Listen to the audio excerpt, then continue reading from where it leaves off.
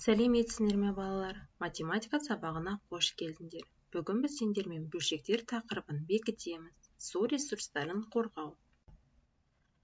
Дәптерімізді ашып, бүгінгі күнді жазамыз.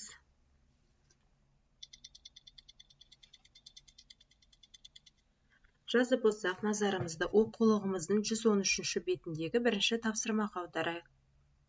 Табиғатта су қай жерде болатыны туралы мәліметтерді қара. Сандық деректерден теңсіздік құр дейді. Мұздықтар 24.064.000 метр куб, өзендерде 2120 метр куб, көлдер 176.400 метр куб, топырақ ылғалдылығы 16.500 метр куб және атмосферадағы су 12.900 метр куб.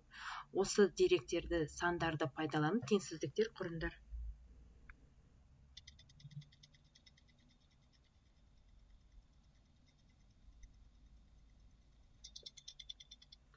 Құрып болса, қарастырайық. 24.064.000 метр куб 176.400 метр кубтан артық. 2120 метр куб 16.500 метр кубтан кем. 12.900 метр куб 176.400 метр кубтан кем. Сендер де басқа теңсіздіктер дұрыс құрастырдыңдар деп ойлаймын.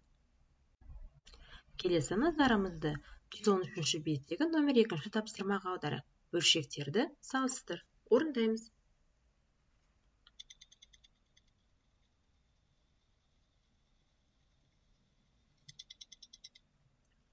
Жақсы, тексерейік. 15-тен 2, 15-тен 4-тен кем.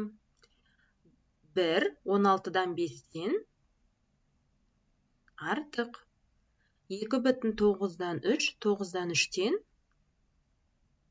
артық. 9-дан 8, 20-дан 8-ден артық. 7-ден 3, 4-тен 3-тен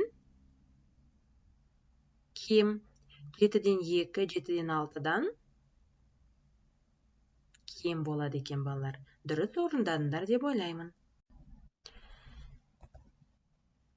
Келесі суреттер бойынша аралас санды жаз дейді. 2 аралас санды жазыңдар.